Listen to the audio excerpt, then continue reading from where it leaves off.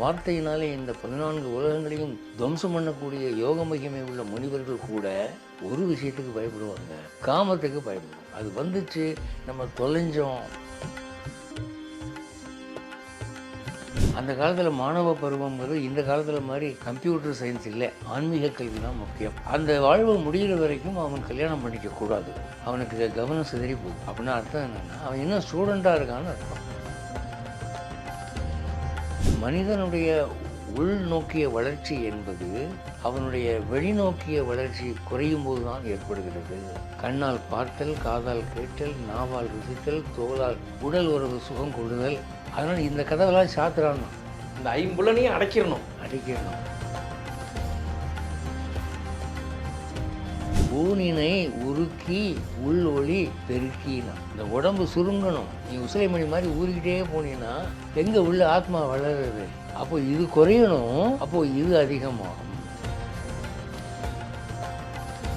இந்த வாழ்க்கையிலேருந்து ஏதாவது ஒரு சித்தர்களோ முனிவர்களோ யாராச்சும் நகர்ந்து போய் ஏதாச்சும் விளைவுகள் நடந்திருக்கா? முனிவர்களில் பல்டி அடிக்காத முனிவரே இல்லை. எல்லா முனிவர்களும் தவறி போயிருக்கிறார். விஸ்வாமித்திரர் தவத்துக்கு உட்கார்ந்தாருன்னா தேகம் கட்டையை போல் இருந்தது. அவருக்கு முன்னும் பின்னும் அவரை போல் தவம் செய்தவர்கள் யாரும் இல்லைன்னு ராமாயணம் சொல்லுது.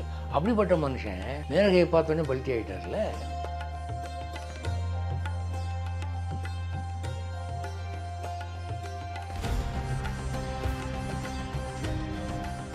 தி டிவைன் தமிழ் நேயர்களுக்கு வணக்கம். நான் விஜய் ஹரிஹரசுதன். இன்னைக்கு நம்ம கூட இருக்கிறது யாருன்னு பார்த்தீங்கன்னா, ரிஷிதர்மா அறக்கட்டளையோட நிறுவனர் DA ஜோசப் அவர்கள் தான் இருக்காங்க. அவங்கள்ட்ட பல ஆன்மீக ரீதியான பல விஷயங்கள் கேட்டு நம்ம தெரிஞ்சுக்கிட்டு இருக்கோம். இன்றைக்கும் அதே மாதிரி ஒரு கேள்வியோடு தான் நான் வந்திருக்கேன். சார் வணக்கம். சார் வணக்கம். சார், இப்போ எப்போதுமே இந்த கொஸ்டின் பேப்பர் இருக்கும்ல சார், அதில் இந்த என்றால் என்ன அப்படின்னு சொல்லி தான் முடிப்பாங்க. அது மாதிரி பிரம்மச்சரியம் என்றால் என்ன சார்? இந்த காலத்தில் பிரம்மச்சரியம் என்ற சொல்லை உடலுறவு கொள்ளாதிருத்தல் அப்படிங்கிற ஒரு பொருளில் பயன்படுத்துகிறாங்க. ஆம்பளையாக இருந்தால் பொம்பளை வாசமே அறியாதவர், பொம்பளையாக இருந்தால் ஆம்பளை தொடர்பே இல்லாதவர், இதுதான் பிரம்மச்சரியம் அப்படின்னு சொல்லிக்கிறாங்க. ஆனால் உண்மையில் பிரம்மச்சரியம் என்ற சொல்லுக்கு பொருள் வேறு. அது என்னென்னா, வேதங்கள் புராணங்கள் எப்படி போட்டிருக்குன்னா, பிரம்ம அப்படிங்கிறது கடவுளுடைய பெயர். உலகத்திலேயே ஒரு பொதுமையான பெயர் இந்து மதம் கடவுளுக்கு கொடுத்துருக்கிறது. அதுதான் பிரம்ம. பிரம்மனா பெரியதுன்னு அர்த்தம், வேறு ஒன்றும் இல்லை. எல்லாவற்றையும் விட பெரியது பிரம்ம. சர அப்படின்னா நடந்து கொள்ளுதல். சரியம் என்றால் நடவடிக்கை. அதாவது அந்த காலத்திலே மாணவர்கள் மாணவ பருவத்திலே பெற்றோரை பிரிந்து குருவனுடைய வீட்டிலே அவர் கொடுத்த உணவை சாப்பிட்டு கொண்டு இருப்பார்கள்.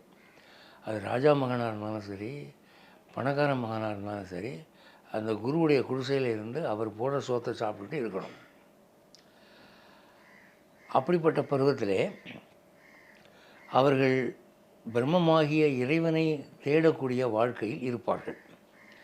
அந்த காலத்தில் மாணவ பருவங்கிறது இந்த காலத்தில் மாதிரி கம்ப்யூட்டர் சயின்ஸ் இல்லை. அந்த காலத்தில் மாணவ பருவம் என்பது ஆன்மீக கல்வி தான் முக்கியம். அதுக்கு இருந்த புராணங்கள், சாகித்யங்கள் இதெல்லாம் சொல்லிக் கொடுப்பாங்க. அப்போது பிரம்மத்தை தேடி வாழக்கூடிய வாழ்வு பிரம்மச்சரியம் என்று அழைக்கப்படும். அந்த வாழ்வு முடிகிற வரைக்கும் அவன் கல்யாணம் பண்ணிக்கக்கூடாது, அவனுக்கு கவனம் சிதறி போகும். அதனால் என்ன சொன்னாங்க, அவன் பிரம்மச்சாரியாக இருக்கிறான் அப்படின்னு சொன்னாங்க. அப்படின்னா அர்த்தம் என்னென்னா, அவன் இன்னும் ஸ்டூடெண்ட்டாக இருக்கான்னு அர்த்தம். ஸ்டூடெண்ட்டாக இருக்கிறவன் கல்யாணம் பண்ணிக்கக்கூடாதுங்கிறதுனால அது தந்த பொருளாக வரும். அதுக்கு ஏற்பட்ட அர்த்தம் வேறு. பிரம்மத்தை நாடக்கூடிய வாழ்க்கை பிரம்மச்சரியம். அதில் அவன் கல்யாணம் பண்ணிக்கக்கூடாது என்பது 2வது இலக்கணம். நாம் 2வது இலக்கணத்தை எடுத்துக்கிட்டோம். இப்போ கல்யாணம் பண்ணியும் பிரம்மச்சாரி அப்படின்னு ஒரு சினிமா. அதில் என்னடான்னா, அவன் கல்யாணம் ஆயிடுச்சு, ஆனால் மனைவிக்கிட்ட போக முடியல, சில பிரச்சனைகள். அதுக்கு அவங்க கல்யாணம் பண்ணியும் பிரம்மச்சாரின்னு பேர் கொடுத்துட்டாங்க. இது அபத்தமான பேர். பிரம்மச்சாரி என்பவன் இறை நாட்டம் உள்ளவனாக ஆன்மீக சிந்தனை உள்ளவனாக, இந்த காம உணர்வுகளை வெறுத்தவனாக இருக்க வேண்டும். ஓ, இந்த காம உணர்வு வெறுத்தரணும். அவன்தான் பிரம்மச்சாரி.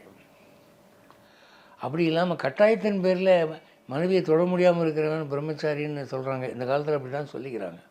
இப்போ மனைவி கோவிச்சுக்கிட்டு அப்பா வீட்டுக்கு போயிடுறான். 3 மாதமான பிரம்மச்சாரியா தெரியுமா அப்படின்னு சொல்கிறான். அப்படின்னா என்ன அண்டர்ஸ்டாண்டிங் ஆகுது அப்படின்னா, அவன் ஒய்ஃப் இல்லாமல் இருக்கான்னு அர்த்தம். பட் அது வந்து ரைட் மீனிங் அல்ல. அப்போது இந்த பிரம்மச்சரியம் என்ற அந்த இறை நாட்ட வாழ்விலே ஒரு மனிதன் கடைப்பிடிக்க வேண்டிய ஒழுக்கங்கள் என்று நிறைய சொன்னார்கள். அப்போ மாணவன் வந்து ஒரு வசதியான படுக்கையில் படுக்கக்கூடாது. ஏன்னா அவனுக்கு சொகுசு நாட்டம் வந்துடும். அப்புறம் சங்கீதம் கேட்குறது, நாடகம் பார்க்குறது கூடாது. அப்புறம் உணர்வுகளை தூண்டக்கூடிய புஷ்பங்கள், மல்லிகைப்பூ அந்த மாதிரி பூவெல்லாம் வந்து வாசனை முகர்தல் கூடாது. அப்புறம் காதல் விஷயங்களை பற்றி டிஸ்கஷன் கூடாது. பெண்களோடு சகவாசம் கூடாது. இப்படி பல கூடாதுகள் அவங்க சொல்லிடுறாங்க. அப்படிலாம் இருக்கிற போது என்ன ஆகும் அப்படின்னு சொன்னால், அவங்க ஒன்று கண்டுபிடிச்சி வச்சுருந்தாங்க. என்னென்னா, மனிதனுடைய உள்நோக்கிய வளர்ச்சி என்பது அவனுடைய வெளிநோக்கிய வளர்ச்சி குறையும் போது தான் ஏற்படுகிறது. வெளிநோக்கிய வளர்ச்சினா என்ன? கண்ணால் பார்த்தல், காதால் கேட்டல், நாவால் ருசித்தல், தோலால் அனுபவித்தல், இந்த உடல் உறவு சுகம் கொள்ளுதல், இதெல்லாம் ஈடுபடும் போது என்ன ஆகுதுன்னா, ஆத்மா வந்து அவுட்வேர்ட் அட்டென்ஷனுக்கு அதிகமாக வந்துடுது. அதனால் இந்த கதவெல்லாம் சாத்துறான்னா, கண்ணை மூடு, காதல் பாட்டு கேட்காத, ருசியாக சாப்பிடாத, பஞ்சுமத்தில் படுக்காத அப்படின்னு எல்லாத்துக்குமே வந்து ஷட் டவுன் பண்ணான். அந்த ஐம்புலனையும் அடைக்கிறணும்.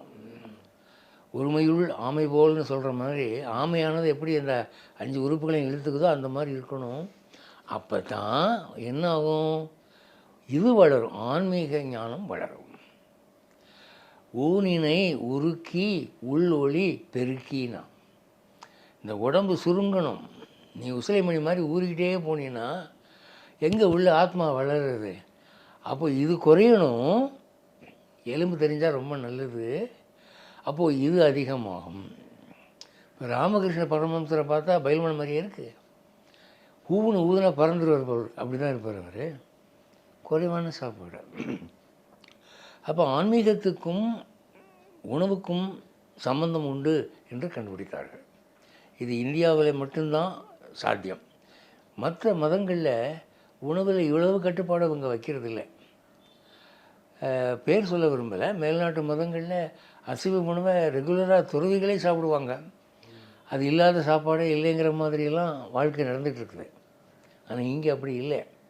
புலால் மறுத்தல், ருசி விரும்பாதிருத்தல், குறைவாக உண்ணுதல், இப்படி ஒன்றை ஒடுக்கி மனசை ஒருத்து இருந்தீன்னா அறிவு வளரும், ஆன்மீகம் வளரும். அப்போ உனக்கு பல விஷயம் புரியாததெல்லாம் புரியும். அப்படி இல்லாமல் இப்போ பார்த்தீங்கன்னா, பிள்ளைக்கு செல்லம் கொடுத்து வளர்க்குறேன்னான்னு தாய்மார்கள் என்ன பண்ணுறாங்க, பசங்களுக்கு இது வரைக்கும் சாப்பாடு போட்டு போய் படிப்பா படின்னு ஸ்கூலுக்கு அனுப்பி விடுறாங்க. இவன் ஃப்ரெண்டு மஞ்சில் உட்காந்துக்கிட்டே பார்த்தீங்கன்னா யோக தியானத்தில் ஆழ்ந்துடுறான். ஆமாம், இவனை பார்த்தா வாத்தியாருக்கு தூக்கம் வந்துடுது. அவர் என்ன நினைக்கிறாரு, சரி கவர்மெண்ட்டில் சம்பளம் கொடுக்குறான், கத்துறதை கத்திட்டு போவோம் அப்படின்னு அவர் பாட்டு கத்திட்டு போகிறாரு. அவர் கத்துறதுக்கும் இவன் மண்டையில் ஒன்றும் ஏறுறதில்லை. அப்போ இவ்வளவு சாப்பாடு போட்டிங்கன்னா உங்களுக்கு படிப்பு எப்படி வரும்? வராது. இது பிரம்மச்சரியம் அல்ல. அதனால் பிரம்மச்சரியம் என்பது செக்ஸ் மட்டும் இல்லை, அதை நீங்கள் தெரிஞ்சுக்கணும். பிரம்மச்சரியம் என்பது மனடக்கமான ஒருத்தலான உடல் சுகங்களை தியாகம் செய்த வாழ்க்கை. ஓகே சார், இப்போ இந்த வாழ்க்கையிலேருந்து ஏதாவது ஒரு சித்தர்களோ முனிவர்களோ யாராச்சும் நகர்ந்து போய் ஏதாச்சும் விளைவுகள் நடந்திருக்கா? நிறைய நடந்தது. நிறைய. யாராச்சும் உதாரணமாக யாரையாச்சும் மூலால் சொல்லுங்கள். நிறைய சொல்லுவேன். முனிவர்களில் பல்தி அடிக்காத முனிவரே இல்லை. எல்லா முனிவர்களும் தவறி போயிருக்கிறார்கள். விஸ்வாமித்திரர் வந்து தவத்துக்கு உட்கார்ந்தாருன்னா தேகம் கட்டையை போல் இருந்தது. அவருக்கு முன்னும் பின்னும் அவரை போல் தவம் செய்தவர்கள் யாரும் இல்லைன்னு ராமாயணம் சொல்லுது. அப்படிப்பட்ட மனுஷன் மேனகையை பார்த்தோன்னே பல்ட்டி ஆகிட்டார்ல. அது மாதிரி இந்த நெறி தவறி மனம் குழம்பி தவறு செய்தவர்கள் எல்லா முனிவர்களும். இப்போது வந்து ஆழ்வார்களில் கூட வந்து தொண்டரடி பொடி ஆழ்வார்னு ஒருத்தர் இருந்தார். நந்தவன கைங்கரியை மட்டும்தான் பார்த்துக்கிட்டு இருப்பார். அவர் வந்து இந்த விஷயத்துலலாம் நாட்டம் இல்லாதவர் அப்படின்னு இருந்த நிலைமை எப்படி மாறிச்சு? சோழ ராஜா கிட்ட டான்ஸ் ஆடி பரிசு பெற்ற தேவதேவி என்ற ஒரு நாட்டியக்காரி அவளுடைய தோழியோடு வந்து மழைக்காக இவருடைய தோட்டத்திலே ஒதுங்கின போது அவர் நிமிர்ந்து பார்த்து விட்டு தொடர்ந்து வேலைகளை பார்த்து தொடங்கி விட்டார். அது தேவதேவிக்கு பெரிய அவமானமாகி போச்சு. என்னை பார்த்தவன் பார்த்துக்கிட்டு தானே இருப்பான், இவன் என்ன என்னை பார்த்துட்டு தோட்டத்தை பார்க்குறான், அப்போ இவன் 9 போல் இருக்கு அப்படின்னு பேசிக்கிட்டாங்க அந்த 2 பேரும். அப்போ அவள் கூட வந்தவ சொன்னால், நீ உண்மையான அழகியாக இருந்தால் இந்த ஆள் மனசை கெடுத்து உன் பக்கம் திருப்பு, நான் உனக்கு 1 மாதம் அடிமையாக இருக்கிறேன் அப்படி நீ செஞ்சிட்டினா என்று பந்தயம் வேற வச்சாங்க. பாருங்கள், பந்தயம் எதுக்கெல்லாம் வைக்கிறாங்கன்னு. நல்லா இருக்கிற மனுஷனை உட்கார்றதுக்கு ஒரு பந்தயம்.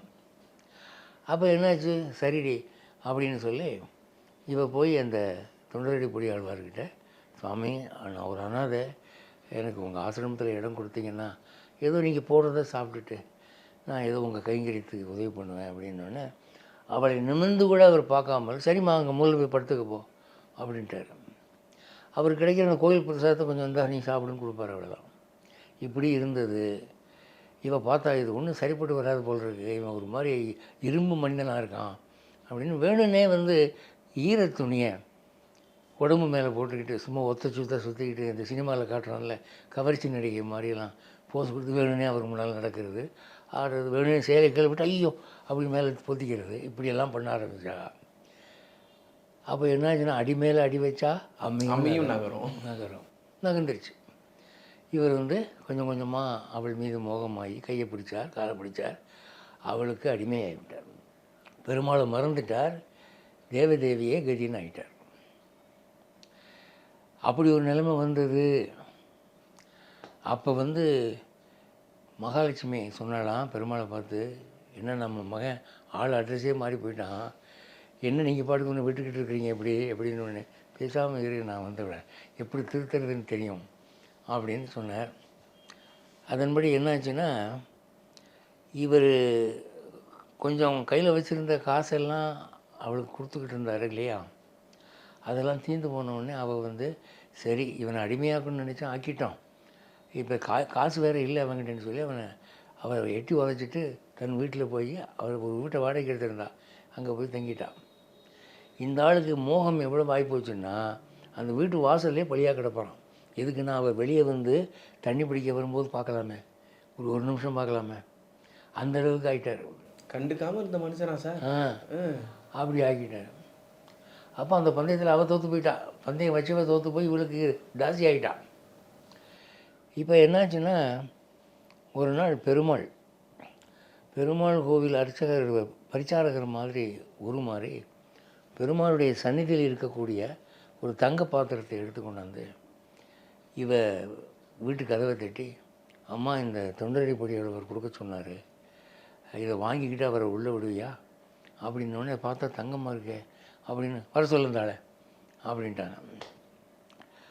அந்த பாத்திரமானது அவள் புழக்கத்துக்கு வெளியே விளக்குறதுக்கு கொண்டு வரும்போது மற்ற பெண்கள் பார்த்து, இது என்ன கோயில் பாத்திரம் வைக்கிட்ட இருக்குன்னு ராஜாவுக்கு தகவல் போயிடுச்சு. அங்கே கோயில் அர்ச்சகர் பாத்திரத்தை காணணும்னு அவர் அழுகிட்டு இருக்கார்.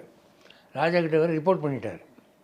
இது இங்கே தான் இருக்குது அப்படின்ன உடனே அவளை கூப்பிட்டு, என்னம்மா இது எதுக்கு உனக்கு உங்கள்கிட்ட எப்படி வந்ததுன்னா, அவர் கொடுத்தாரு அப்படின்னு உடனே இப்படி ஜெயிலில் போட்டான். ஏன்டா கோவில் பாத்திரத்தை திருடி பேசி வீட்டுக்கு கொடுக்குற அளவுக்கு ஆயிட்டியானே அப்படின்னு ஜெயிலில் போட்டாங்க. இப்போ கடந்து கதறார் அவர், பெருமாளே அப்படின்னு.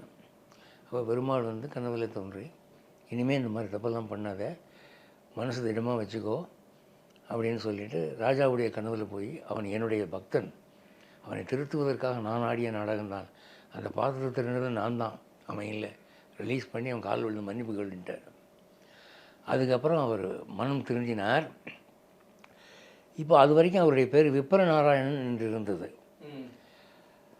அதுக்கப்புறம் பார்த்தாரு, நான் நாராயணனுக்கு அடிமையாக இருந்து பெண்களுக்கு மனம் வசமாகி கெட்டு போனேன், பேரை மாற்றிக்கணும், இந்த பேர் ஒன்றும் சரியில்லை, ராசி இல்லாத பேரை இப்போ நியூமராலஜியில் மாற்றுறாங்கல்ல, அவரே மாற்றிக்கிட்டாரு. அந்த மாதிரி என்ன பண்ணார்,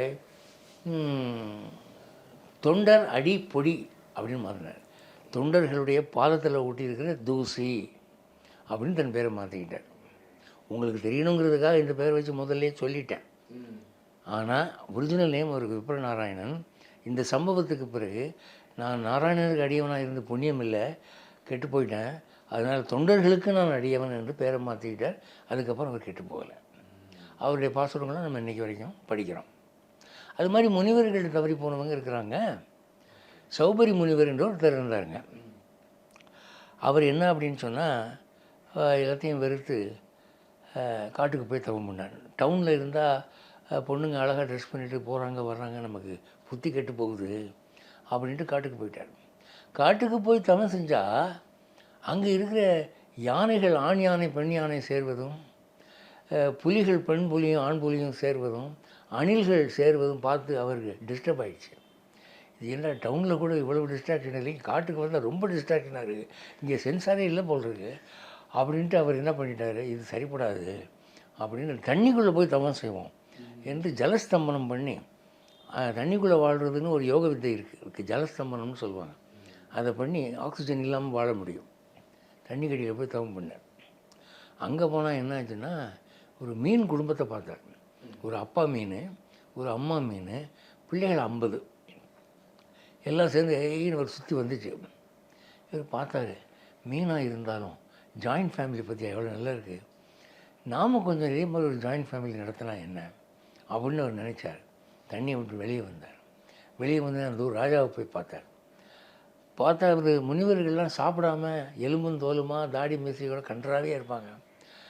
அவன் ராஜா முனிவராச்சேன்னு பார்த்து எந்திரிச்சு மரியாதை கொடுத்து, வாங்க சுவாமி என்ன வேணும் அப்படின்னோடனே, ஒன்றும் இல்லை, அந்த புறத்தில் இருந்து எனக்கு ஒரு பொண்ணு வேணும், கட்டி கொடுங்க அப்படின்னா. ஏதோ கதி கலங்கி போனான். இது என்னடா கும்பிட்டதுக்கு ஒரு குத்தம் வாங்குற மாதிரி அப்படிங்கிற மாதிரி இருக்கே அப்படின்னு அவன் வந்து கதி கலங்கி போனான். அப்போ அமைச்சர் சொன்னார், ஏன் மகாராஜா பயப்படுறீங்க, இந்த உருவத்தில் எந்த பொண்ணு இந்த ஆளை விரும்புவான், அந்த புறத்துக்கு போய் எந்த பொண்ணு ஆசைப்படுறாளோ அவளை கட்டிக்கன்னு சொல்லிவிடுங்க, எல்லா பொண்ணுங்களும் சீச்சி போட வெளியேன்னு சொல்லிடுவாங்க, உங்களுக்கு ப்ராப்ளம் சால்வ் ஆகிடும் அப்படின்னோடனே, சரி அமைச்சரே நீங்கள் இவரை கூட்டிகிட்டு போங்க, அந்த புறத்தில் அவருக்கு மொத்தம் 50 மகள்கள், ஏன்னா பல மனைவிகள், 50 மகள்கள் இருக்கிறாங்க, யார் வந்து இவரை கட்டிக்கணும்னு ஆசைப்படுறாங்களோ கட்டிக்கிட்டோம் அப்படின்னோடனே முனிவருக்கு ரொம்ப சந்தோஷமாகி போச்சு. ஆயுஷ்மான் பவ அப்படின்னு ஆசீர்வாதம் பண்ணிட்டு உள்ளே போனார். உள்ளே போகிறபோது அந்த கேட்டு தாண்டுற இடத்துல தன் யோக மகிமையினாலே ஒரு 25 வயது இளைஞனாக மாறினார். அது மட்டும் இல்லை, நல்ல மன்மத தோற்றம், அந்த ட்ரெஸ்ஸிங்கு அது இதெல்லாம் ஒரு ஒடிச்சிக்கிட்டு ஸ்டைலாக நடப்பாங்கள்ல, அந்த மாதிரி நடந்துட்டு உள்ளே போனார். உள்ளே போனோடனே அந்த 50 பெண்களும் பார்த்து ஆன்னு வாயை பிளந்தாங்க. உடனே அமைச்சரை பார்த்து, அமைச்சரே யார் இவர், எதுக்காக இங்கே வந்திருக்கார் அப்படின்னு. உங்கள் அப்பா தான் அனுப்பிச்சார், உங்களில் யாருக்கு இவர் மேலே விருப்பம் இருக்கோ அவங்க இவரை கல்யாணம் பண்ணிக்கலாம் அப்படின்னோடனே 50 பொண்ணுகள் வந்து விழுந்தாங்க. இவர் எனக்கு தான், இவர் எனக்கு தான். உடனே 50 பேரையும் கல்யாணம் பண்ணிக்கிட்டார். ராஜா பார்த்தான், இது என்னடா இது, ஒன்று கிடக்க ஒன்று ஆகி போச்சு, என் வயால் நான் கெட்டு போனேனே அப்படின்னு. சரின்னு வேறு 50 பொண்ணுங்களையும் கூட்டிக்கிட்டு அந்த இளைஞன் தோற்றத்தோட தன் யோக மகிமையினாலே 50 பங்களாக்கள் உருவாக்குறார்.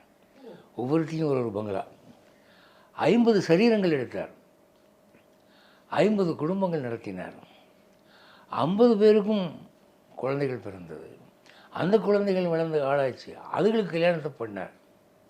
இப்போது இதுங்களுக்கு பிள்ளைகள் பிறக்கணும், பேரன் கொள்ளு பேரெல்லாம் பார்க்கணுன்னு ஆசை வந்துச்சு அவருக்கு.